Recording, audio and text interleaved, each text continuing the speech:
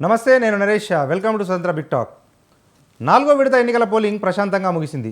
4వ విడతలో 10 రాష్ట్రాలు, కేంద్ర పాలిత ప్రాంతాల పరిధిలోని 96 లోక్సభ స్థానాల్లో ఇవాళ ఓటింగ్ జరిగింది. ఆంధ్రప్రదేశ్లో 25, తెలంగాణలో 17, ఉత్తరప్రదేశ్లో 13, మహారాష్ట్రలో 11, మధ్యప్రదేశ్, పశ్చిమ బెంగాల్లో 8 చొప్పున, బీహార్లో 5, ఒడిషా, జార్ఖండ్లో 4 చొప్పున, జమ్మూ కాశ్మీర్లో ఒక లోక్సభ నియోజకవర్గంలో పోలింగ్ పూర్తయింది. ఏపీలో పలుచోట్ల చెదురుమదురు ఘటనలు మినహా ప్రశాంతంగా ఎన్నికలు ముగిశాయి. దర్శి, మాచర్ల, కర్నూలు నియోజకవర్గాలతో పాటు అనంతపురం, కృష్ణా, గుంటూరు జిల్లాల్లో టీడీపీ, వైసీపీ కార్యకర్తలకు మధ్య ఘర్షణలు జరిగాయి. పలుచోట్ల ఇరు పార్టీల కార్యకర్తలు గాయపడ్డారు. కాగా గతంతో పోలిస్తే ఈసారి ఓటింగ్ పర్సెంటేజ్ పెరిగే అవకాశం కనిపిస్తోంది. సాయంత్రం 5 గంటల వరకు ఏపీలో 68% పోలింగ్ నమోదైంది.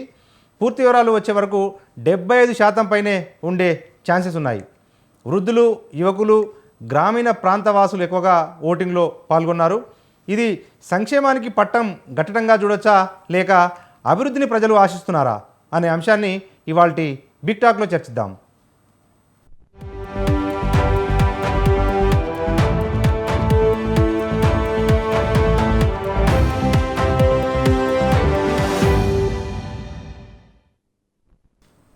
రైట్, ఇదే అంశానికి సంబంధించిన డిబేట్ను కొనసాగిద్దాం. మనతో పాటు ప్రముఖ రాజకీయ విశ్లేషకులు డాక్టర్ తాటికేల జయరాం గారు, మరొక రాజకీయ విశ్లేషకులు నారపరాజు నరసింహరావు గారు, ఇద్దరు కూడా మనకు అందుబాటులోకి వచ్చారు. మరి కాసేపట్లో మరొక అనలిస్ట్ కూడా జాయిన్ అవుతారు. మొదట మనం నారపరాజు నరసింహరావు గారి దగ్గర వెళ్దాం.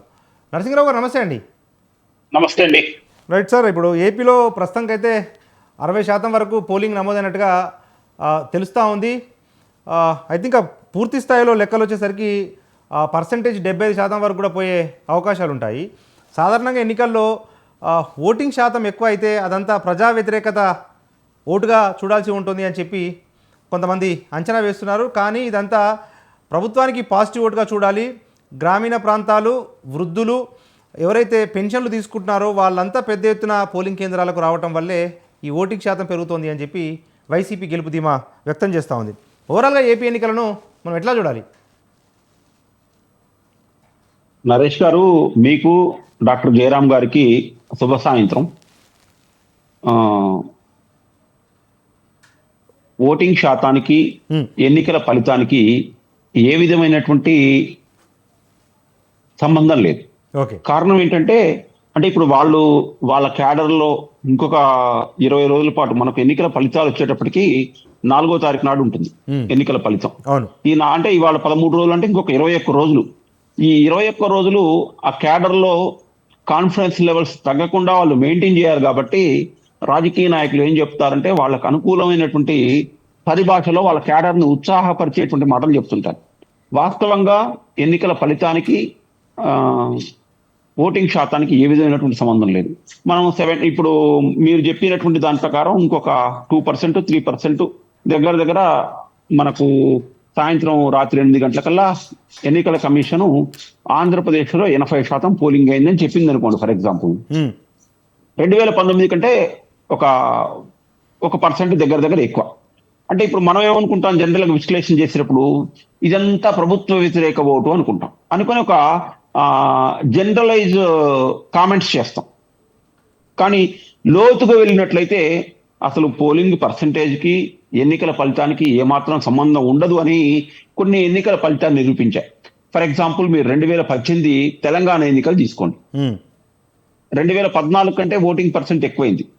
కానీ 2014లో టీఆర్ఎస్కి 64 స్థానాలు వస్తే 2018లోకి వచ్చే రకలా దగ్గర 88, 87 వచ్చాయి. 2019 లోక్సభ ఎన్నికలు తీసుకోండి, 69 చిల్లరంతో 2014 ఎన్నికల్లో ఉంటే ఇక్కడికి వచ్చే రకంగా 70% ఏదో పోలైంది. ఏది 2019 జనరల్ ఎలక్షన్స్ లో. 2014లో బీజేపీకి 282 స్థానాలు వస్తే ఓటింగ్ శాతంకి సంబంధం లేకుండా బీజేపీకి 303 స్థానాలు 2019లో వచ్చాయి. వెస్ట్ బెంగాల్ ఎలక్షన్స్ చూసుకోండి, మొన్న ఏముంది, 80% పోలైంది. ప్రభుత్వ వ్యతిరేక ఓటంతా కూడా బీజేపీ వైపు టర్న్ అయింది. మమతా బెనర్జీ ఓడిపోతుంది అని చెప్పేసి మనమే అనేక రకాలైనటువంటి విశ్లేషణ చేశాం. అవును, అక్కడ 80% పోలైంది వెస్ట్ బెంగాల్లో. కానీ బీజేపీ 66, 67 స్థానాలకు, 69 బిలో 70 స్థానాలకే పరిమితం అయింది. ఇంకా లేటెస్ట్ చెప్పాలంటే లేటెస్ట్ మొన్న నవంబరు 30 తారీఖు నాడు 4 రాష్ట్రాల ఎన్నికలు జరిగాయి. ఫర్ ఎగ్జాంపుల్ మధ్యప్రదేశ్ 2013లో జరిగినటువంటి ఎన్నికల్లో మధ్యప్రదేశ్లో బీజేపీకి 114 స్థానాలు, 115 స్థానాలు వచ్చి వీళ్ళనో ఇండిపెండెంట్లు కలుపుకొని గవర్నమెంట్ ఫామ్ చేసింది. మొన్న ఓటింగ్ పెరిగింది శాతం, 66 నుంచి 67, 68 అయింది. ఐ థింక్ ఒక 2% అటు ఇటు పెరిగే వరకు మనందరం ఏం విశ్లేషణ చేసామంటే ఇదంతా కూడా శివరాజ్ సింగ్ చౌహాన్ మీద ఉండేటువంటి అసంతృప్తి, అసమ్మతి, వ్యతిరేక ఓటు ప్రజలందరూ కూడా వచ్చేసేసి మహిళలు భయంకరంగా లైన్లలో ఉన్నారు, శివరాజ్ సింగ్ చాలా దారుణంగా మధ్యప్రదేశ్లో ఓడిపోతాడు అని చెప్పేసి మనమే విశ్లేషణ చేశాం. కానీ బ్యాలెట్ బాక్స్లు, ఈవీఎంలు ఓపెన్ అయ్యే వరకులా దగ్గర అసలు ఏ అంచనాలు, ఏ ఎగ్జిట్ పోల్కు అందనటువంటి ఫలితం మనం మధ్యప్రదేశ్లో బీజేపీకి చూసాం. 160 పైన స్థానాలు వచ్చాయి. కాబట్టి మనం పూర్తిగా జూన్ 4వ తారీఖు వరకు ఈ పోలింగ్ శాతానికి, ఫలితానికి సంబంధించినటువంటి ఏ విశ్లేషణలు చేసినా కూడా అదొక సాహసోపేతమైనటువంటి విశ్లేషణగానే మనం భావించాల్సినటువంటి అవసరం అయితే కనిపిస్తుంది. Okay, right. మనతో పాటు మరొక రాజకీయ విశ్లేషకులు డాక్టర్ తాటికేల జయరాం గారు ఉన్నారు. జయరాం గారు నమస్తే అండి. నమస్తే అండి. జయరాం గారు, ఏంటి ఏపీలో ఓటింగ్ పర్సంటేజ్ పెరుగుతుంది, అది ఫలితాలలో పెద్దగా రిఫ్లెక్షన్ ఉండదు, ప్రజలు ఎటువైపు మొగ్గు చూపారు అన్నది కేవలం పెరిగిన ఓటింగ్ శాతాన్ని బట్టి మనము ఇప్పుడే చెప్పడము కష్టమవుతుంది అన్నది ఒక అభిప్రాయం వ్యక్తమవుతోంది. ఇక తెలంగాణ విషయంలో అయితే ఏపీతో పోలిస్తే కాస్త తక్కువగా పోలింగ్ పర్సంటేజ్ అయింది.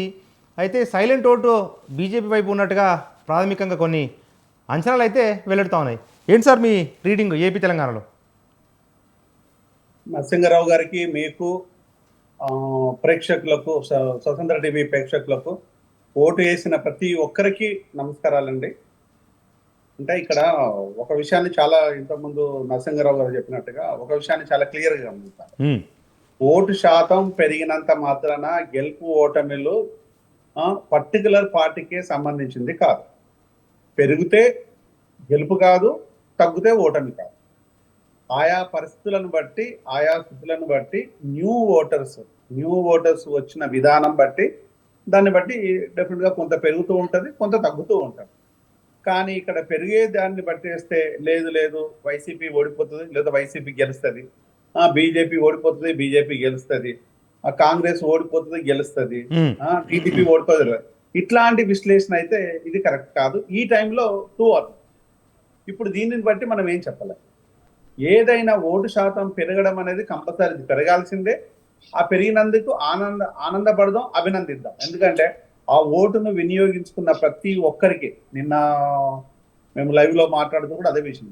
సో ప్రతి విషయాన్ని కూడా ఏ విషయాన్న ఓటు శాతం అయితే కంపల్సరీ పెరగాలి. డెమోక్రటిక్ సిస్టమ్ లోపల ప్రతి ఒక్కరు ఓటు వేసి వాళ్ళ జాబ్, అంటే వాళ్ళ మినిమం వాళ్ళ కర్తవ్యాన్ని నిర్వర్తించాలి.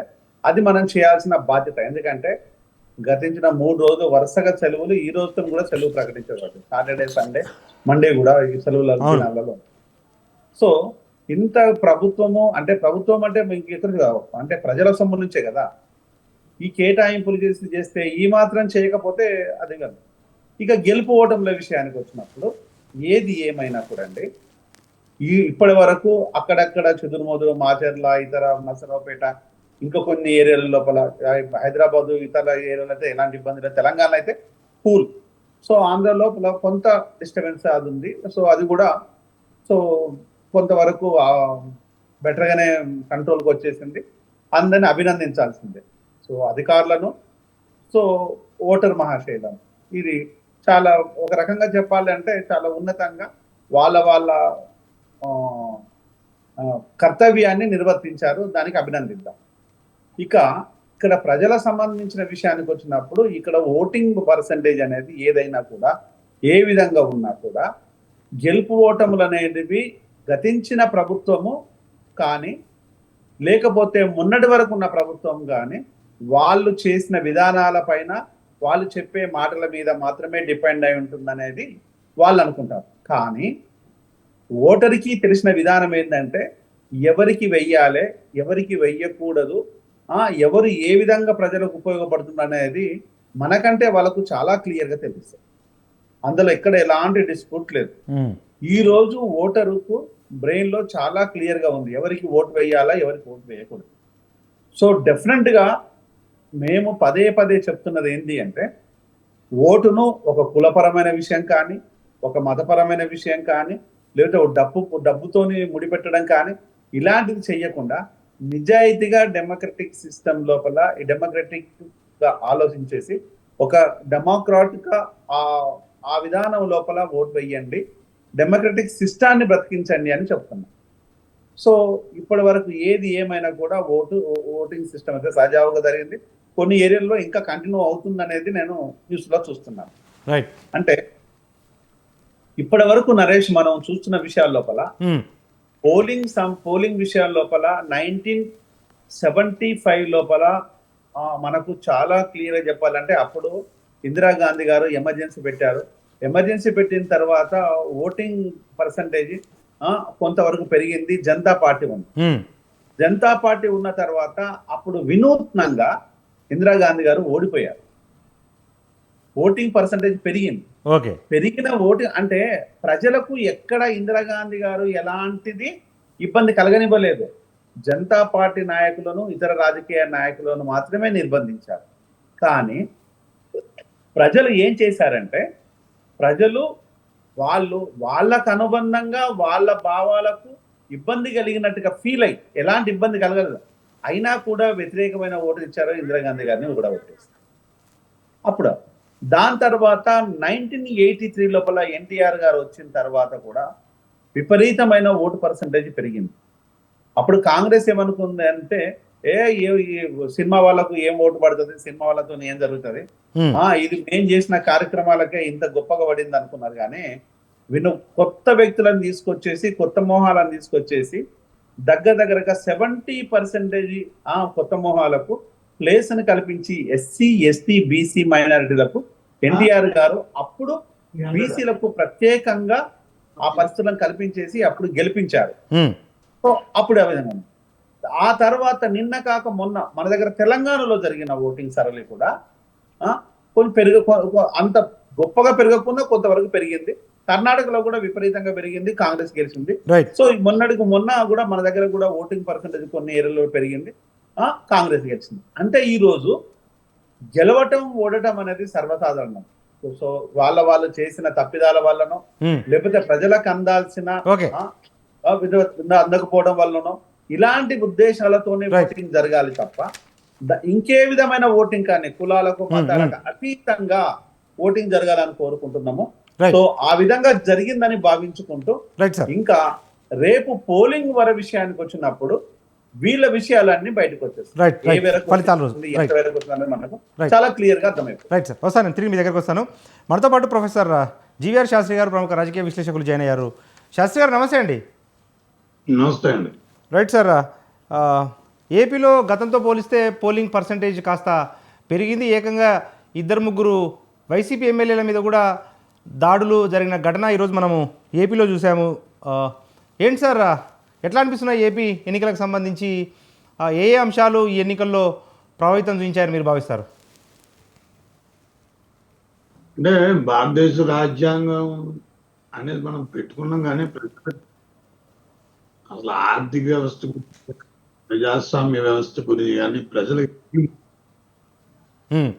మనం తెలియనివ్వకుండా, ప్రజాస్వామ్య వ్యవస్థ అంటే ఏంటో తెలియనివ్వకుండా చేశారు పార్టీలు. 70 ఏళ్ళు అయిపోయింది. 175 మంది ఎమ్మెల్యేలు ఎన్నుకోవట్లేదు వాళ్ళు. 500 లక్షల కోట్ల రూపాయల విలువైన 17 జిల్లాల సంపదకి 5 ఏళ్ల పాటు మాకు మా దారి తిండి చూపండిరా బాబు అని ఎన్నుకునే గవర్నమెంట్ అది. దాని మీద కూడా అవగాహన లేదు. ఎలక్షన్ కమిషన్కి అసలు ఆ ఎలక్షన్ కమిషన్ అంటే ఏంటో తెలియదు. సుప్రీంకోర్టు, నేను అన్నది కాదు, సుప్రీంకోర్టు ఒక ఎలక్షన్ కమిషనర్లు గవర్నమెంట్లు అపాయింట్ చేసేస్తాయి. అంటే ఏ రకంగా రాజ్యాంగం రాసుకున్నాం? ఎక్కడో ఒక చోట సమీక్షించాలి. ఇన్ని వేల ఓట్లు మాయమైపోతున్నాయి. ఎవడో అన్నామంటే మీనా అని చెప్పి ఒకడు మీ ఎలక్షన్ కమిషనర్ హైదరాబాద్ అప్పట్లో మీ ఎలక్షన్ కమిషనర్ 20 లక్షలు, అవును కరెక్టే, పొరపాటు అయిపోయింది, 20 లక్షల ఓట్లు మాయమైపోయినాయి. అవును. A constitutional duty never allow a lapse. ఏదో పెద్ద గొప్ప చెప్పుకున్నామని కానీ నాకు చెప్పి ఎలక్షన్ 1 to 10 అనే స్కేల్ పెడితే ఒకటికి నేను ఒకటి కూడా ఇవ్వను. ఏదో ప్రజలు ఇన్వాల్వ్ అయిపోయారు, ప్రజలు ఇచ్చి అయిపోయారు. ప్రజల్ని ఏ విషయం మీద ప్రజల్ని సమాయత్తం చేశారు మీరు? ప్రజలకు అసలు ఏ 500 లక్షల కోట్ల రూపాయల విలువైన ఆస్తులు ఏంటనేది చెప్పగలిగే దమ్ము ధైర్యం ఏ పార్టీకైనా ఉందా? ఉమ్. ఈ పార్టీ మీద 1 లక్ష రూపాయలు మాకు అమరావతి కడితే 1 లక్ష రూపాయలు అయిపోతుంది, 1,00,000 కోట్లు అయిపోతుంది అనే అనుకున్న పెద్ద మనుషులు అసలు ఆదాయానికి రాబడికి తేడా తెలియదు. ఆదాయం ఏంటి, రాబడి ఏంటి? అసలు మీరు దేనికి ఎలక్షన్ చేస్తున్నారు? మీ సిద్ధాంతాలు ఏంటి? మీరు ప్రజలకు ఏం చేద్దాం అనుకుంటున్నారు? ఈ మాటలు ఏంటంటే ఎలా ఉంటాయంటే పార్లమెంట్ అసెంబ్లీ అని కాదండి. ఏదో మనం అందరం మన భుజాలు చెప్పుకొని ఇది బాగా జరిగింది అనుకుంటే అది కరెక్ట్ కాదు. మన జనరేషన్స్ కి జవాబు చెప్పలేము. ఈ రోజు ఎలక్షన్స్ ఇలా జరిగాయంటే వచ్చే 5 ఏళ్ళు, వచ్చే 15 ఏళ్ళు, 20 ఏళ్ల తర్వాత ఎలక్షన్స్ ఎలా జరుగుతాయో. ఓకే. అసలు జరుగుతాయి, జరగవు. ఉమ్. మనం ఏంటంటే మనం చేసే పనికి పరిరక్షణ అన్నారు. అదేంటే రాజ్యాంగ పరిరక్షణ అనేది it is a continuity sense, um. Continuity tense. అది కంటిన్యూస్గా జరుగుతూ ఉండాలి. ఏ పరిరక్షణ ఇది? ఏ రకమైన పరిరక్షణ? ఎందుకు అసలు గొడవలు జరగాలి? ఉమ్. ఓట్ల కోసం గొడవలు జరగడం అంటే ఎమ్మెల్యేగా పోటీ చేసేవాడికి బాధ్యత ఉంటుంది, కానీ అదేం అధికారం కాదే. అసలు గవర్నమెంట్కి అధికారం ఏంటి? అవును. గవర్నమెంట్కి అధికారం ఎవడిచ్చాడు? గవర్నమెంట్ పాలసీలు చేయమన్నాడు, అందుకని ఉమ్. అధికారం చెలాయించమని చెప్పలేదే. రాజ్యాంగంలో ఎక్కడ గవర్నమెంట్కి అధికారం ఇవ్వలేదే. పాలసీ అనేది ఏంటి అసలు? మీరు ఎటువంటి పాలసీ చేశారు? నిండు సభలో ద్రౌపది వస్త్రాపరణం చేసినట్టు నిండు సభలో నిలబెట్టేసి 1,00,000 కోట్లు ఖర్చు అవుతుంది అని ఎవడో కాదు ఆర్థిక మంత్రి అంటాడు. ఉమ్. ఆడు చదువు వచ్చినాడు తెలియదు, చదువు రానాడు తెలియదు. ఉమ్. 500 లక్షల కోట్ల రూపాయలు ఆంధ్రప్రదేశ్ విలువ. ఉమ్. 150 లక్షల కోట్ల రూపాయల విలువైన సముద్ర సంపద. ఇంటిగ్రేటెడ్ కోస్టల్ డెవలప్మెంట్ అనేది లేదు. ఉమ్. ఆ ఫిషరీస్ అండ్ దాని మీద అవగాహన పూర్తిగా లేదు. ఆదాయానికి రాబడికి తేడా తెలియదు. అసలు రాబడి అవసరం లేదు. ఆదాయం మీద రాష్ట్రాన్ని నడపచ్చు, మీకు చేత కాదు. ఉమ్. 50 పైసల కంటే విద్యుత్ ఛార్జీలు అనవసరం. ఉమ్. 40,000 మెగావాట్లు 40,000 మెగావాట్ల సర్ప్లస్ క్రియేట్ చేయొచ్చు.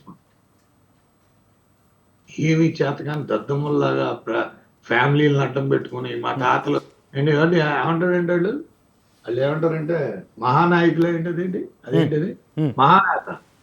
బతికే 36,500 రోజులండి బాబు. లాలూ ప్రసాద్ యాదవ్ పెద్ద పెద్ద కవులు చెప్పుకోడు. రోజు ఇప్పుడు 2 పూట్ల మజ్జిగానం తినలేడు, మజ్జిగానం కూడా సరిగ్గా తినలేడు, అసలు బెల్లం ముక్క వేసుకుని తినలేడు.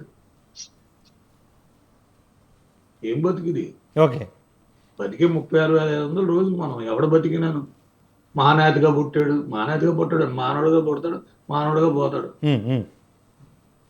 చేసేది ఏమన్నా ఉంటే మనం చేసే పనుల్లో మంచిది ఉంటే 10 తరాలు చెప్పుకుంటాయి. అంటే ఎలక్షన్స్ ఏ రకమైన ఎలక్షన్స్? ఉద్యమాలు చేస్తున్నారు డబ్బుల కోసం. ఉమ్. అవును సార్. మీరు వాళ్ళు చూడండి ఎక్కడికి వెళ్ళిపోయిందో. వినాశకాలే విపరీత బుద్ధి. ఆడు పంచాడు మాకు మాకు వాడిది వచ్చింది, వీడిది రాలేదు. ఏ ఊరు చూసినా అదే పద్ధతి. ప్రజాస్వామ్యాన్ని చర్చ చేసుకుంటే ఏంటి ప్రజాస్వామ్యం? దేనికి ప్రజాస్వామ్యం? ఒకసారి రండి ఆఫ్రికన్ కంట్రీలో చూద్దాం ప్రజాస్వామ్యం ఎలా ఉంటుంది. ఉమ్. అలాంటి దారికి తీసుకెళ్ళిపోతున్నాం మనం. ఓకే. ఆఫ్రికన్ కంట్రీలోని ప్రజాస్వామ్యానికి దగ్గరగా తీసుకెళ్ళిపోతున్నాం మనం. ప్రజాస్వామ్య వ్యవస్థ అంటే ఏంటి? రైట్. Viewable, watchable, verifiable. అవును. వ్యూబుల్, వాచబుల్, వెరిఫైబుల్ 3 లేవు. రైట్. ఇది ఒక సరదాగా ఒకసారి నన్ను మాట్లాడినిస్తారు, మీరు రైట్ అంటే నేను కొలువు చేస్తాను. లో సార్ చెప్పండి sir, please please continue sir. Please allow me to speak. ఎందుకంటే ఇలాంటి విషయాలు మాలాంటి వ్యక్తులు కూడా చెప్పకపోతే ఇంక అనవసరం ఇది. అవును. ఏదో 65% వచ్చిందా, లేదా హైదరాబాద్లో 35% వచ్చిందా, సిగ్గు శరం అనే ఎలక్షన్ కమిషన్ ఉంటే ఎంత దారుణం, ఎంత failure, utter failure, disaster of the democracy.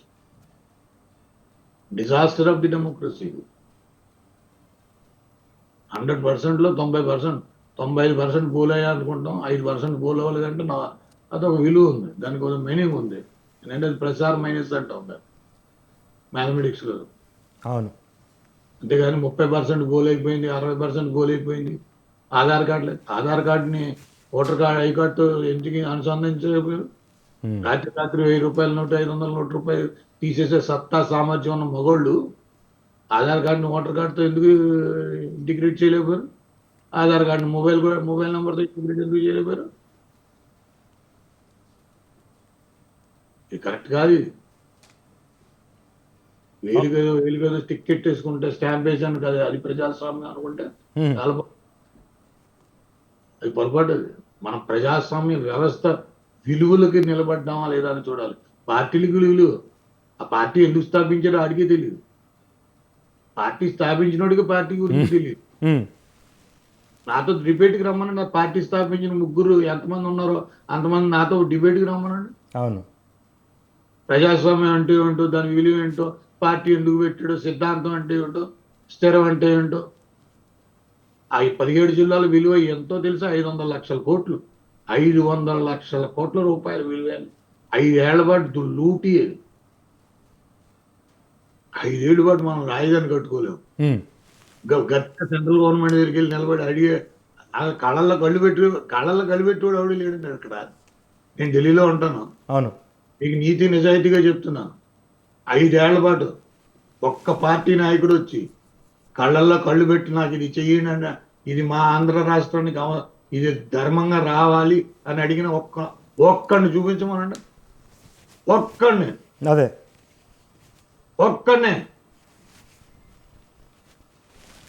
ఎందుకు ఇది? పోటీ చేసేసాం, పరుగు పెట్టేసాం, మా కూటమి నెగ్గేయాలి, మేము ఆడిని నెగ్గేయాలి, అదే ఇంకొక ఆయన ఎవరు మా నేత కొడుకు నెగ్గేయాలి. ఏం చేసేద్దాం? ఎవరి కోసం ఇది నెగ్గులాట? ఎవరి కోసం? ఏమైనా జయలలిత కూడా ఇలాగ నెగ్గులాట చేసుకుంటానే వెళ్ళింది.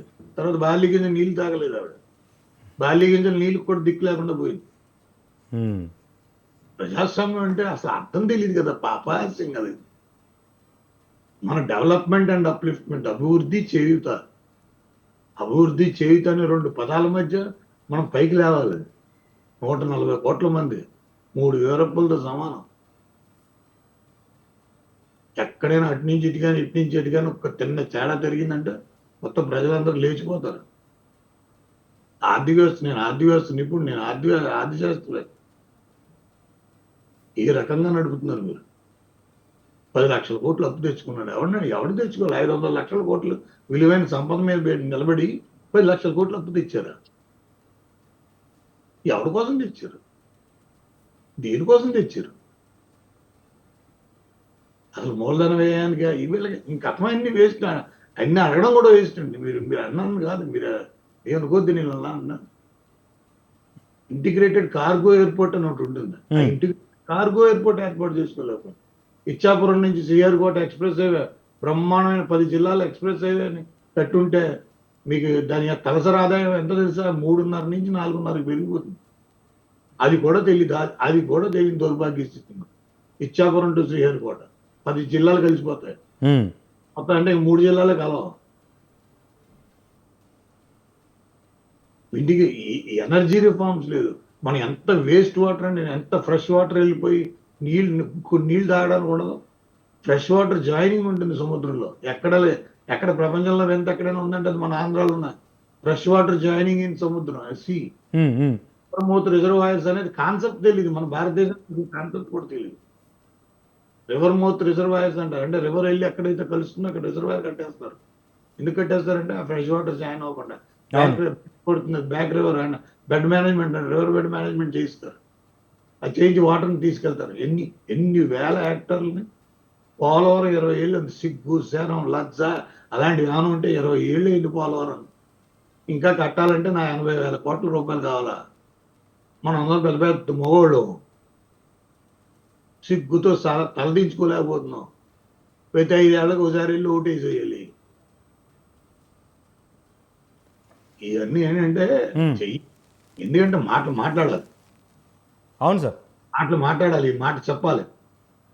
ఈ మాట మాట్లాడకపోతే కష్టం. ఇది జనరేషన్ మనం బతికే ఈ బతికి 4 రోజులు ఇవాళ పోతే రేపు 2వ రోజు.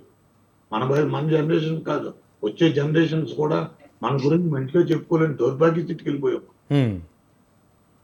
ఎందుకు బతుకుతున్నాం రా బాబు?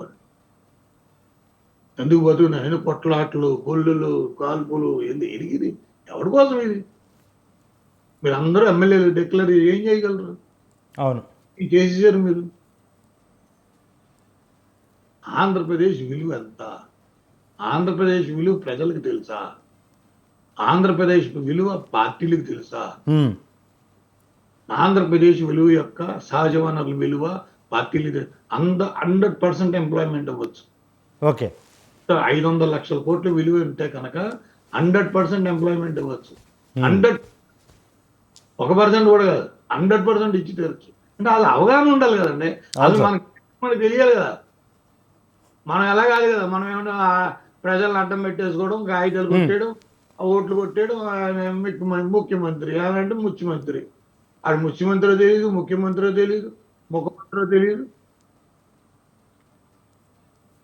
ఇది కరెక్ట్. కానీ ఏంటంటే ఇలాంటి పరిస్థితిని కూడా ప్రజాస్వామ్య వ్యవస్థ అంటే మనం రాసుకున్న ప్రజాస్వామ్య వ్యవస్థ వేరు. మిక్స్డ్ ఎకానమీని ఎందుకు పెట్టుకున్నాం మనం? ఆర్థిక వ్యవస్థని అప్పట్లో జవహర్లాల్ నెహ్రూ ఎందుకు పెట్టాడు అంటే వీళ్ళందరినీ పెంచి పోషించడానిక? గనులు తవ్వేయడం అండి, మట్టులు తవ్వేయడం, నదులు తవ్వేయడం, మళ్ళీ మొత్తం అన్ని తవ్వేయడం. దానికి ఏమైనా మీనింగ్ ఉందా? ఇవాళ రేపు మనం భుజాలు చర్చ చేసుకున్నాం. ఏమని? బాగుంది, చాలా బాగుంది, very good, excellent. I hold the charge of this election commission. Election commission is responsible, liable and accountable, peaceful election of the state. Fair and free and peaceful election. It is the responsibility and liability and accountability of the election commission to host it. అది కూడా చేయలేని election commission.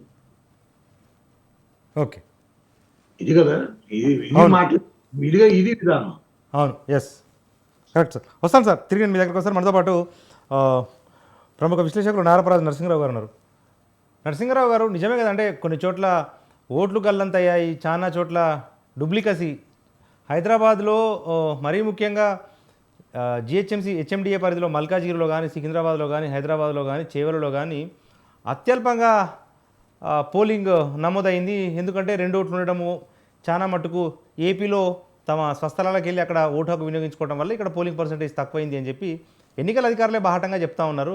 కానీ ఈ voter జాబితాను purify చేస్తే ఇటువంటి ఇబ్బందులు ఉండవు కదా, ఎందుకు ఇట్లా జరుగుతూ ఉంది? ఎలక్షన్ కమిషన్ బాధ్యతారాహిత్యంగా వ్యవహరిస్తూ ఉందనేది ఒక ఆరోపణ. ఇందాక ఈ విషయాన్ని శాస్త్రి గారు ప్రస్తావన చేశారు. ఓటర్ కార్డుతో ఎందుకు అనుసంధానం చేయట్లేదు, ఆధార్తో లింక్ ఎందుకు చేయట్లేదని. గతంలో కొంత ప్రయత్నం అయితే జరిగింది కేంద్ర ప్రభుత్వం నుంచి, ఎన్నికల సంఘం నుంచి. అది ఒక 2 లెవెల్లోకి వెళ్ళిన తర్వాత ఐ థింక్ నాకు గుర్తున్నంత వరకు సుప్రీంకోర్టు దాని మీద స్టే ఇచ్చినట్లుగా ఉంది. అంటే ఇక్కడ మన దేశంలో శాసన వ్యవస్థ, కార్యనిర్వాహక వ్యవస్థ, న్యాయ వ్యవస్థ, ఈ 3 వ్యవస్థలు సమన్వయంతో పనిచేసినప్పుడే ఏవైనా కొత్త సంస్కరణలు తీసుకురావడానికి, మార్పులు తీసుకురావడానికి, లేకపోతే వినూత్న పందాలో వెళ్ళడానికి ఆస్కారం ఉంటుంది తప్ప ఈ వ్యవస్థలలో ఉండేటువంటి 3 అంగాలలో ఏ ఒక అంగం ఇంకొక అంగంతో సమన్వయం లేకుండా ఉన్నట్లయితే, ఎవరి పంతాలకు వాళ్ళు పట్టింపులకు పోయినట్లయితే మనం ముందుకు వెళ్ళలేం. ఇప్పుడు మనం ఇందాకనే చెప్పుకున్నాం, మనం ఆంధ్రప్రదేశ్కి సంబంధించినంత వరకు దగ్గర మొన్న 3 రోజుల నుంచి 20 లక్షల మంది వెళ్ళారు అనేటువంటిది. సార్, అది 20 లక్షలు వెళ్ళారా, 15 లక్షలు వెళ్ళారా, 18 లక్షలు వెళ్ళారా, ఆ నంబర్ని కొంచెం పక్కన పెట్టినట్లయితే ఇప్పుడు అచ్చం అన్నిటికీ ప్రభుత్వాన్నే బాధ్యత కార్నర్ చేయడం అనేటువంటిది కూడా అంత మంచిది కాదు. కారణం ఏంటంటే ఇప్పుడు అందరూ చదువుకున్న వాళ్ళే. మన అక్షరాస్యత శాతం 1952తో పోల్చుకున్నట్లయితే 2024లో చాలా పెరిగింది. పెరిగినప్పుడు పౌరులుగా మన బాధ్యత ఏంటి?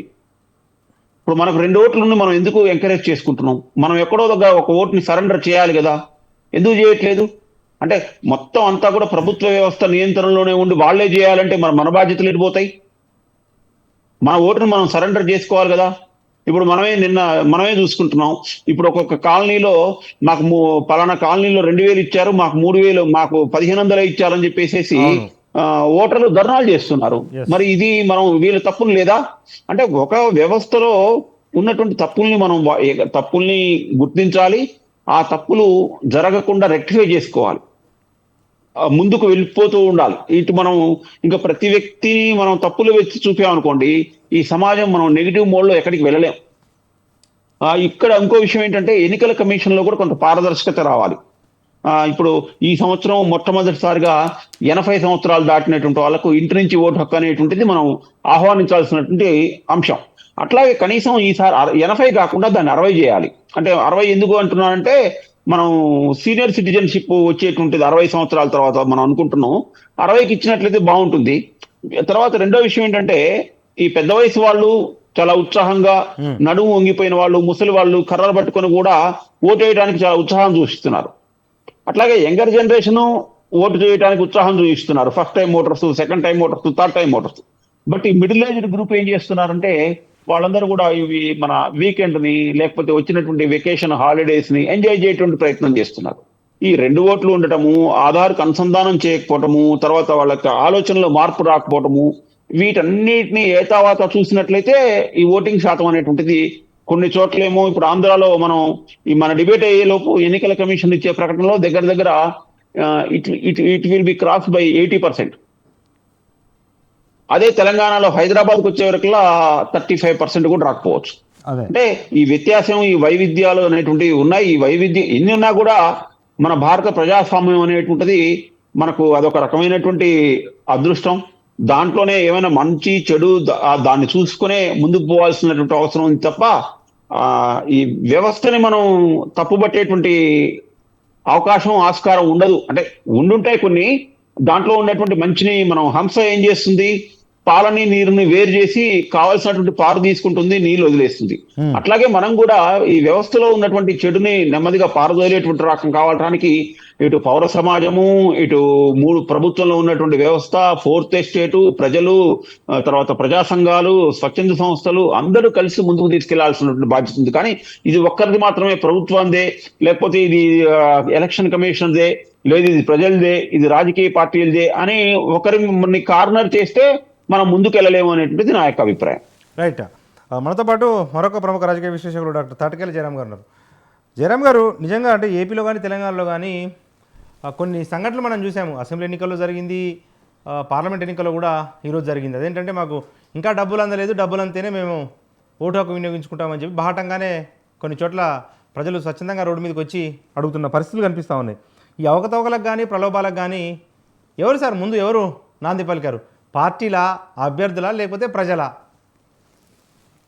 ఒకటండి, ఫస్ట్ రాజకీయ పార్టీలో ఉండే నాయకులు వాళ్లకు అనుగుణంగా వాళ్ళకు కావలసిన విధంగా ప్రజల్ని మార్చుకునే ప్రయత్నం లోపల ఫస్ట్ కరప్షన్ ని క్రియేట్ చేసింది, కరప్షన్ ఎంకరేజ్ చేసింది రాజకీయ పార్టీలు, నాయకులు. ఇందులో వేరే డిస్ప్యూటే లేదు. ఇక్కడ రాజకీయ పార్టీలే కనుక ప్రేరేపించకపోతే, రాజకీయ నాయకులు కనుక ప్రేరేపించకపోతే ఎక్కడైనా ఎప్పుడైనా మీరు 1954 నుంచి చూసినట్టు అవుతే, 52 నుంచి 54లో కానీ, లేకపోతే అక్కడి నుంచి ఇప్పటి వరకు కాలక్రమేణా కూడా పథకాల పేరు మీద కావచ్చు, లేకపోతే ఇంకా కొంచెం దాటిన తర్వాత పైసలు ఇచ్చే ప్రోగ్రాం ఇదంతా ఉంది.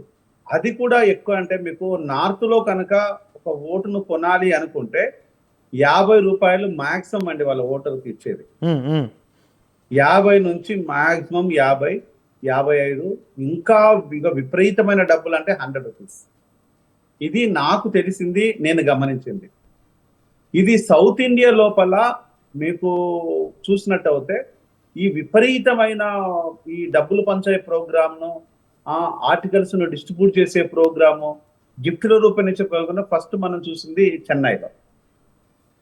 చెన్నై నుంచి అక్కడ నుంచి వచ్చేసిన తర్వాత ఏపీకి, ఉమ్మడి ఆంధ్రప్రదేశ్కు, ఇతర రాష్ట్రాలకు, ఇక అన్ని రాష్ట్రాలకు పాకిపోయింది. అంటే మీకు అత్యధికంగా కనుక గమనించిన నేను కొన్ని సర్వే రిపోర్ట్ చూస్తున్నాను, కరప్టెడ్ స్టేట్ ఎలక్షన్ విషయంలోకి వస్తే ఈరోజు సౌత్ ఇండియా స్టేట్సే అని చెప్పాలి. సదరన్ స్టేట్ అత్యధికంగా కరప్టెడ్ స్టేట్స్ గా మారిపోయినాయి. పొలిటికల్ కరప్షన్ క్రియేట్ చేసింది ఈ సదరన్ స్టేట్స్. మరి సదరన్ స్టేట్స్ లోపల మీరు ఒక విషయాన్ని ఇంకొకటి చూడండి, మన దగ్గర ఒక రాజ్యసభ కావాలన్నా, ఎమ్మెల్సీ కావాలన్నా 50 నుంచి 100 కోట్ల రూపాయలు అండి. మీకు అదే నార్త్ స్టేట్ లో కానీ, Himachal Pradesh, north Assam etcetera, north east కానీ, నార్త్ లో కానీ వెళ్ళిపోతే అక్కడ 10 నుంచి 15 కోట్ల రూపాయలలోనే సరిపోతుంది. మరి ఇంత విపరీతంగా డబ్బు ఎందుకు వచ్చిందంటే, ఈరోజు సదరన్ స్టేట్స్ అనేసరికి విపరీతమైన డబ్బు ఉంటుంది, విపరీతమైన మ్యానిపులేషన్ ఉంటుంది, విపరీతమైన చీటింగ్ ఉంటుంది. దానికి ప్రజలు అలవాటు పడ్డారు, నాయకులు అలవాటు చేశారనేది బాహటంగానే ఉంది. మీరు వికీలీక్స్ అనేది ఒక 15 సంవత్సరాల క్రితము, 10 సంవత్సరాల క్రితం పేపర్లో చూడండి, దీన్నే కోడ్ చేశారండి. చెన్నైని కోడ్ చేశారు, సౌత్ ఇండియాని కోడ్ చేశారు, ఇండియాని కోడ్ చేశారు. అంటే ఇంత విపరీతమైన కరప్షన్ ఓన్లీ భారతదేశంలో ఉంది, దట్టు సౌత్ ఇండియాలో ఉంది అని. ఆ సౌత్ ఇండియాలో కూడా ప్రథమంగా ఉన్నది తమిళనాడు. అంటే ఇది చాలా భయాందోళనకు గురి కావాల్సింది. ఇది విపరీతంగా మీకు బాటంగానండి, వాషింగ్ మిషన్ల మీద కావచ్చు, కుక్కర్ల మీద కావచ్చు, లేకపోతే మిక్సీల మీద కావచ్చు, టీవీల మీద, మొబైల్ల మీద, అన్నింటి మీద ఆయా ముఖ్యమంత్రుల పేర్లు, లేకపోతే ఆయా వ్యక్తుల పేర్లు, ఆయా మంత్రుల పేర్లు, ex chief minister, present chief minister ఫోటోలు ప్రింట్ చేసి మరి ఎలక్షన్ల కానుకలుగా ఇచ్చారు. ఇది తమిళనాడులో జరిగింది. ఇక్కడ కూడా అదే చేస్తున్నారు. పట్టు వస్త్రాలు ఇవ్వటము. మీకు మొన్న మునుగోడు ఎలక్షన్ లోపల తులం బంగారం ఇవ్వలేదని గొడవ పెట్టుకొని తన్నుకున్నారు వచ్చండి. తులం బంగారం ఇస్తానారు, ఎందుకు ఇవ్వలేదని చెప్పేసి. ఇప్పుడు మొన్న ఇదే తులం బంగారం విషయానికి వస్తే కేసీఆర్ గారు దాన్ని రెచ్చగొడుతున్నాడు. ప్రజలు అడుగుతలేరేంది, ఇంకా అడుగుతలేరు అని రెచ్చగొడుతున్నారు.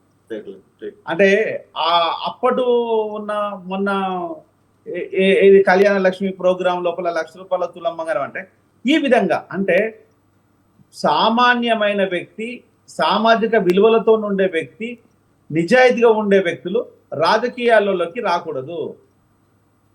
కరప్ట్స్ రావాలి. ఇతర సంఘ వ్యతిరేక శక్తులు ఎవరైతే ఉన్నారో వాళ్ళు రాజకీయాలలో ఉండాలి. దాన్ని నిలుపుకోవడం కోసం ఈరోజు ఓటుకు 5,000 నుంచి 15,000 వరకు కొన్ని ప్రాంతాల్లో జరిగిందనేది వినికిడి. అది ఎవరిచ్చారో, ఎవరు తీసుకున్నారో వాళ్ళు ఇచ్చినామని చెప్పారు, వీరు తీసుకున్నామని చెప్పారు. కానీ ఇవ్వలేదని మాత్రం చాలా దిక్కులలో జరుగుతుంది. ఇదంతా ఎంత బాధకరమైన విషయం అండి. అంటే ఈరోజు ఒక సామాన్య, మీకు ఒక 10 సంవత్సరాల క్రితం జగన్మోహన్ రెడ్డి బై ఎలక్షన్ పోయినప్పుడు, అప్పుడు దగ్గర ఒకే కాన్స్టిట్యున్సీ లోపల 2,000కు పైచిలకు కోట్ల రూపాయల ఖర్చు జరిగింది అనేది అప్పటి లెక్క. దాంతో పాటు హుజురాబాద్కు వచ్చేస్తే మొన్న హుజురాబాద్ విషయంలో కూడా అదే జరిగింది. ఇది ఈటల రాజేందర్ విషయానికి వస్తే కూడా మునుగోడు బై ఎలక్షన్ విషయంలో కూడా విపరీతంగా అదే జరిగింది. అంటే ఈరోజు ఎలక్షన్స్ అనేసరికి ఇన్ని డబ్బులు ఎందుకు ఖర్చు చేస్తున్నారు? నిజంగా ప్రజాసేవ చేయటం కోసం వచ్చేవాడు ఎవడైనా డబ్బులు ఖర్చు చేస్తాడా? నిజంగా ప్రజలకు నిజమైన సేవ చేయాలనుకునేవాడు, ప్రజలకు నిజంగా ఈరోజు చెప్పులు లేక, తిండి లేక, ఆకలితోని అలమటించే వాళ్ళు రోడ్ల మీద విపరీతంగా ఉన్నారు. వాళ్ళ కోసం వీడు ఎప్పుడు సహాయం చేయడంట, ప్రజాసేవ చేస్తాడంట, వీడు వచ్చి డబ్బులు పంచి పెడతాడంట, మనం డబ్బులు తీసుకొని ఓట్లు వేయాలంట. ఈ బుద్ధి జ్ఞానం ప్రజలకు ఎందుకు లేదు? వాడు ప్రజాసేవ చేయడం కోసం కాదు, ప్రజలను దోసుకోవడం కోసం, దాచుకోవడం కోసం ఇన్వెస్ట్మెంట్ పెడుతున్నాడు అనే విషయాన్ని వీళ్ళు ఎందుకు తెలుసుకోవడం లేదు? రైట్. అంటే ఇంత దుర్మార్గమైన విషయాలన్నింటిని కూడా మన కళ్ళ ముందు అన్నీ తెలుసు, అయినా కూడా అదే మూర్ఖత్వాన్ని మనం జస్ట్ ఫాలో అవుతున్నాం. ఉమ్, ఇంత దుర్మార్గం అంటే ఎవడైనా కూడా మీకు ప్రజాసేవ చేసేవాడికి ఇన్ని వందల కోట్లు ఎందుకు ఖర్చు చేస్తారండి? ఇదే ప్రజాసేవ చేసే వాళ్ళు 2,000 కోట్ల రూపాయలు ఒక ఎలక్షన్ మీద ఖర్చు చేస్తే, ఒక కాన్స్టిట్యున్సీ మీద ఖర్చు చేస్తే, ఆ కాన్స్టిట్యున్సీ 2,000 కోట్ల రూపాయలతోనే విద్యా వైద్యం బాగుపడదండి? ఓకే, అవును. ఆ విద్యా వైద్యం బాగుపడదా? దాన్ని కనుక చేసిన తర్వాత ఓట్లు వెయ్యరా? ఇది చేసి ఓట్లు అడిగితే వెయ్యరా? వాళ్ళ బ్రహ్మరథం పట్టరా? కానీ విద్యా వైద్యం అనేది ప్రజలకు ఇవ్వద్దు, కానీ తాగడానికి తినడానికి మాత్రమే ఇవ్వాలి. ఇతర కార్యక్రమాలను డబ్బులను వాళ్ళు మిస్యూజ్ చేసుకోవాలి, రైట్. వాళ్ళ ప్రాణాల మీద తెచ్చుకోవాలి. ఉమ్, అంటే ఒక ఎగ్జాంపుల్ చెప్తున్నాను. గతించిన తెలంగాణ ప్రభుత్వము 50,000 కోట్ల రూపాయల మద్యం మీద బిజినెస్ చేసినట్టు అవుతే, అవును. ఆ మద్యం మీద వచ్చే డబ్బులతోని ప్రజలకు సాలరీస్ ఇవ్వడానికే సరిపోలేదు. సాలరీస్ ఇవ్వలేని పరిస్థితిలో ఉంటే వీళ్ళు చేసిన, తాగిన వాళ్ళకు వీళ్ళు చేసింది గొప్పతనం ఏంటి అంటే, వైకుంఠ ధామాల పేరుతో శ్మశాన వాటికలు కట్టించారు. వైకుంఠ ధామాలని పేర్లు పెట్టి శ్మశాన వాటికలు కట్టించేసి హాస్పిటల్లో విద్యను మాత్రం దూరం పెట్టేసిండు. ఇది సిగ్గుపడాల్సిన విషయం. రైట్ సార్, రైట్, వస్తాను. ఇది సిగ్గుపడాల్సిన విషయం. Right, right, right. ఈ రోజు విద్యను వైద్యాన్ని ప్రజలకు అందనివ్వకుండా ఈ రోజు ఒక మూర్ఖపు ఆలోచనలతోని ఒక ముదునష్టపు పాలన చేసినట్టు అవుతే, రైట్, వాళ్ళను తిప్పికొట్టాల్సిన బాధ్యత ప్రతి పౌరు మీద ఉంది. రైట్. ఆ పౌరులు వాళ్ళ వస్తాను ఓటు సార్. హక్కు ద్వారానే తిరిగి తరిమేయగలరు తప్పితే వేరే విధానం వల్ల కాదు. రైట్. దీనికి బాబాసాహెబ్ అంబేద్కర్ చేసిన ఒక మహోన్నతమైన పోరాటం వల్ల, మహోన్నతమైన జ్ఞానం వల్ల, రైట్ సార్, వస్తాను ఆయన సార్. రాసిన రాజ్యాంగం వల్ల మనం ప్రసాదించింది అనేది ఎవడండి గుర్తుపెట్టుకునేది? Right, right, right. ఆయనను కాస్త ఈ రోజు ఒక ఎస్సీకి లీడరు, ఒక రిజర్వేషన్ కు ఎస్సీ ఎస్టీ బీసీలకు లీడర్ చేశారే తప్ప, ఈ రోజు ఒక మహోన్నతమైన వ్యక్తిగా గౌరవించిన వాడు ఎంతమంది ఉన్నారండి రాజకీయ నాయకులలో? అవును, అవును సార్, వస్తాను ముసలి సార్, కన్నీరు, ప్లీజ్. కపటపు పూలదండలు వేయడం తప్ప. Right, okay. మనతో పాటు రాజకీయ విశ్లేషకులు ప్రొఫెసర్ జీవీఆర్ శాస్త్రి గారు ఉన్నారు. సార్, ప్రొఫెసర్ గారు, అంటే ఇప్పుడు ప్రతిసారి ఎన్నికలప్పుడు మనం మాట్లాడుకుంటూనే ఉంటాము, సంస్కరణలు రావాలి అని చెప్పి కోరుకుంటాం. కానీ పోతున్నా కొద్దీ, అంటే కాలం గడుస్తున్నా కొద్దీ ఎలక్షన్ కమిషన్ కానీ, లేకపోతే ఈ ప్రజాస్వామ్య వ్యవస్థలో ఈ ఓటింగ్ ప్రక్రియ కానీ, ప్రలోభాలు కానీ పెరుగుతూనే ఉన్నాయి, కానీ తగ్గట్లేదు సార్. ఎట్లా మరి దీన్ని దిద్దుబాటు చర్యలు ఎక్కడ ప్రారంభం కావాలి? ఏం చేస్తే బాగుంటుంది సార్? అంటే ఏం చేస్తేని కాదండి, ఏమి చేయలేని స్థితికి వచ్చేసాం మనం. ఏదో చేస్తే ఎవరు వస్తున్నారు కాదు, ఏమి చేయలేని స్థితికి వచ్చేసాం. ఒక పార్లమెంట్ సభ్యుడు పార్లమెంట్కి పోటీ చేస్తున్నాడు, నువ్వు దేనికి పోటీ చేస్తున్నావు అంటే వాడికి తెలియదు. ఒక పార్టీ పెట్టిందంటే ఎందుకు పెట్టారంటే మా నాన్న పెద్ద మహానాథ, మాకు అందుకదా, మాకు అంత ఇదండి అంటే ప్రజలు అలాగే ప్రజలకు కూడా అలా అయిపోతున్నారు. అంటే నిరక్షరాస్యత పెంచుతున్నాం మనం. మేబీ వాళ్ళు చదువుకుంటున్నారేమో, ఎవరో చెప్పినట్టుగా ఆయన మేబీ లిటరసీలో ఇల్లిటరేట్. చదువుకున్న వాళ్ళలో చదువుకోలేని వాళ్ళు. ఓకే. జ్ఞానం పరిజ్ఞానం అంటే నాలెడ్జ్ అండ్ విజ్డమ్ రెండు కావాలి. జ్ఞానం ఉండి పరిజ్ఞానం లేకపోయినా, పరిజ్ఞానం ఉండి జ్ఞానం లేకపోయినా రెండు వేస్టే. మీరు ఇది చేయాలా అది చేయాలని అది కరెక్ట్, ఇంకా అది దానికి మీనింగ్ లేదు. మీడియా టెలివిజన్ ఛానల్ ఎందుకు పెడుతున్నాం అంటే అది పెద్ద ప్రాఫిటబిలిటీ. అంతేకాదు సంస్థ ఒక నిర్మాణాత్మక సంస్థను మనం క్రియేట్ చేయలేకపోయాం. నేను అదే బాధపడింది. ఇప్పుడు మీకు చెప్పింది ఏంటి, 13 జిల్లాలంటే 500 లక్షల కోట్ల విలువ అది. అవును. అంటే ఇప్పుడు పొటెన్షియాలిటీని కూడా ప్రభుత్వాలు వినియోగించుకోలేకపోతా ఉన్నాయి. అంటే ఎకానమీని పెంచలేకుండా సంక్షేమ పథకాలు. ఎకానమీ పెంచడం కాదండి, మీరు ఒకసారి ఆలోచించండి. ఒక్కసారి ఎంత సిగ్గుతో తలంచుకోవాలి. 500 లక్షల కోట్ల విలువైన 13 జిల్లాల మీద 10 లక్షల కోట్లు అప్పట్టుకొచ్చేవారు. అదే అది పంచిపెట్టారంటే ప్రజలు ఆనందపడిపోతున్నారు. ఏంటి జనరేషన్? కరోనా వచ్చిందంటే అందరం హైదరాబాద్ పరిగెట్టాలి, అక్కడున్న గవర్నర్తో సహా. కరోనా వచ్చి హైదరాబాద్ పరిగెట్టాలి. హైదరాబాద్ నాశనం చేసి పారేశారు. అదే హైదరాబాద్ అందరూ రాతి ప్రదేశం అనుకుంటారు. 7.5 వచ్చిందంటే అసలు ఏది కనబడదు అక్కడ. హైదరాబాద్ అంతా సింపుల్ గా నార్మల్ గా ఉంటుంది అక్కడ. నేల కనబడుతుంది. ఓకే. బిల్డింగ్లు ఏమి ఉండవు. ఏం మన డిజాస్టర్ మనం ఓన్ గా క్రియేట్ చేసుకున్నాం అండి. అవును. స్వయం కృప అపరాధం ఇది. ప్రజాస్వామ్య వ్యవస్థ మనం అనుకుంటాం కానీ నా ఓట్లు ఎలా ఎంచుకుంటున్నారు మీరే అనండి. మనం ఓట్లు ఎలా ఎంచుకుంటున్నారు? అవును. ప్రలోభాలు, మీరు ఒత్తిళ్ళు. ఇందాక ఆయన ఎవరో చెప్పినట్టు నాకు 2000 ఇచ్చారు, ధర్నాలు చేస్తున్నారు డబ్బులు ఇవ్వట్లేదు అని. We must accept. నేను తల దించుకుని నా తల దించుకుని నేను దండం పెట్టాలి నా ఇదికి, ఈ దేశానికి. ఏంటంటే ఇంతకంటే మేము ఏం చేయలేము. మేము మేము మేము బాధ్యులు దీనికి. తలదించుకుని ఆ తప్పు ఒప్పుకుంటున్నాం మేము. ఎటువంటి పరిస్థితికి వెళ్ళామంటే లిక్కర్ షాపులకి ఏం చేస్తాం అంటే మేము డబ్బులకే అమ్ముతాం. డిజిటల్ కరెన్సీని వాడాం. అవును. అసలు ఏంటి మైనింగ్ న్యాచురల్ రిసోర్సెస్ అన్ని దోచేయడమే. ఏం సంపాదిస్తారండి 2 లక్షల కోట్లు 3 లక్షల కోట్లు? కానీ ఒక్కడి దమ్మున్న ఒక్కడు చెప్తాను, ఒక్క పొలిటీషియన్ ఎవడైనా సరే 36,500 ఒక్క రోజు బతికి చూపించండి ఇందులో ఉన్నాడు ఎవడైనా సరే. మీకు అమ్మ అబ్బకు పుట్టినాడు అయితే 36,500 ఒక్క రోజు చూపించండి. 100 ఏళ్ళ తర్వాత బతికి చూపించండి. ఎందుకురా బాబు మీకు ఇది? ఎవడి కోసం సంపాదించున్నారు మీరు? ఆ జయలలిత ఎంత సంపాదించింది ఎవడికి తెలియదు. ఆ ములాయం సింగ్ యాదవ్ ఎంత సంపాదించాడు ఎవడికి తెలియదు. ఏంటి సంపాదనలు? లక్షల కోట్లు వేల కోట్లు. దేనికి ఇది? మీరు ఆర్థిక వ్యవస్థని చిన్నభిన్నం చేసేస్తున్నారు, దేశాన్ని మీరు ఇలా సంపాదించడం వల్ల దేశం చిన్నభిన్నం అయిపోతుంది. అది వాళ్ళకి తెలీదు. దేశం చిన్నభిన్నం అయిపోతుంది. అవును. మీరు అంబానీ ఆదాని వాళ్ళు అలాంటి వాళ్ళు ఉన్న వల్ల అంటే మీరు అంటే ఒక అంబానీ ఒక ఆదాని 175 లక్షల కోట్లకు అధిపతి అయిపోయాడు. స్టీల్ ప్లాంట్లు నడుపుకోలేమండి మనం. 500 లక్షల కోట్ల రూపాయల విలువైన సంపద ఉన్న ఆంధ్ర 13 జిల్లాలది ఓ స్టీల్ ప్లాంట్ నడపలేము. స్టీల్ ప్లాంట్లు ఎక్కడైనా నష్టాలు వస్తాయని ఎప్పుడైనా విన్నారు? అసలు నేను చదువుకున్నాను. నేను చదువుకున్నది హార్వర్డ్ స్టాన్ఫోర్డ్లో, ఆర్థికవేత్తని. మరి ఏ మెదడు మోకాళ్ళు ఎక్కడ ఉందో కానీ, ఎవరికి ఉందో కానీ, ఏ దిక్కుమాలిన ఐఏఎస్ ఆఫీసర్కి ఉందో కానీ, స్టీల్ ప్లాంట్ ఎక్కడైనా నష్టం అని ఎక్కడైనా ఉంటుందా? ఆ స్టీల్ ప్లాంట్ అంటే అర్థం తెలిసాడికి దాన్ని మీరు ఒప్పుకుంటారు. నష్టాల్లో ఉంది.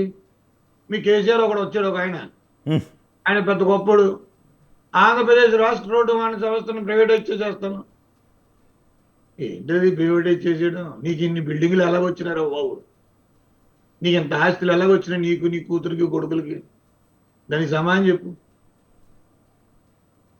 మీరు అందరూ ప్రజాస్వామ్య వ్యవస్థగా ఎన్నికైన ప్రతినిధులు, ప్రజాస్వామ్య వ్యవస్థగా పార్టీ పెట్టుకున్నారు. ఎలక్షన్ కమిటీకి సిగ్గు శరం లజ్జ అనేవి ఏమీ లేవు. మీరు అడిగే ప్రశ్నకు ఒకటి ఆలోచించండి. మీరు ఎంత ఎప్పుడు మారుతుందండి? ఎవరు మారాలనుకోవట్లేదు. అంటే ఎక్కడొక్కడ స్టార్టింగ్ పాయింట్ అయితే ఉండాలి కదా సార్. మారాలండి. ఇప్పుడు అలాగండి, ఎందుకు మారాలి? ఒకడు పద్మశ్రీ ఇస్తారు, వాడికే పద్మభూషణ్ ఇస్తున్నారు, వాడికే పద్మవిభూషణ్ ఇస్తున్నారు. మీరు ఆలోచించండి. ఒక వ్యక్తికి పద్మశ్రీ, పద్మభూషణ్, పద్మవిభూషణ్ 3 ఇవ్వడంలో ఔన్నత్యం ఏంటి? దాని మీనింగ్ ఏంటి? అవును.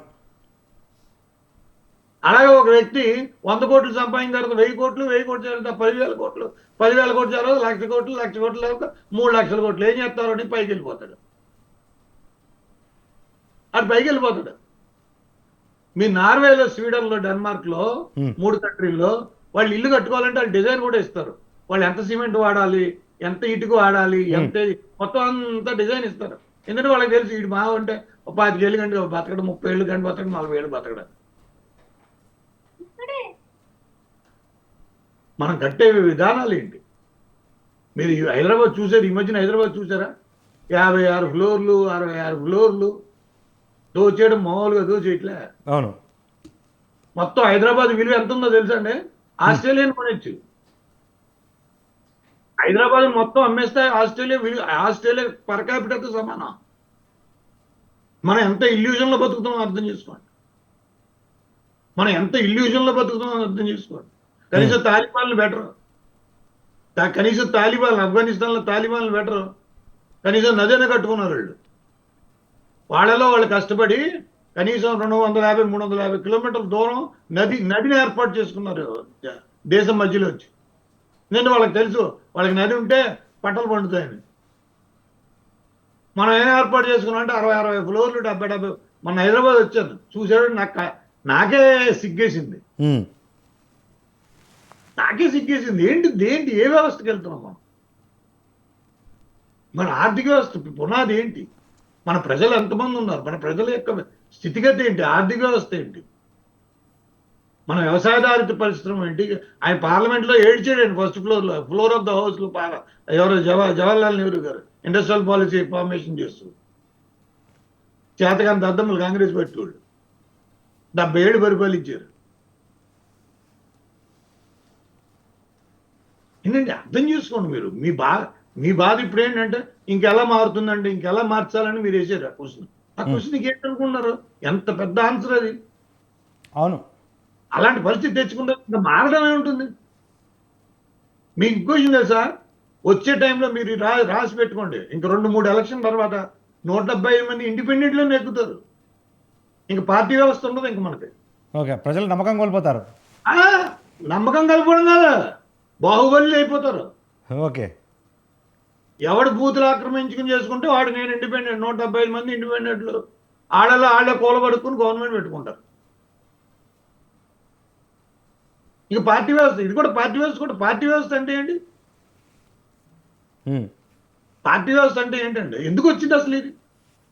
ఒక లక్ష్యం కోసం అమరావతిని కమరావతి ఏంటి? కమ్మోళ్ళు అందరికీ చేసిన కమరావతి అన్నాడు ఎవడవుడాడు. అసలు అమరావతి అంటే ఏంటి? ఉత్పత్తి కారకాలు అంటే ఏంటి? అసలు ఆంధ్రప్రదేశ్కి ఒక క్యాపిటల్ ఎందుకు అవసరం?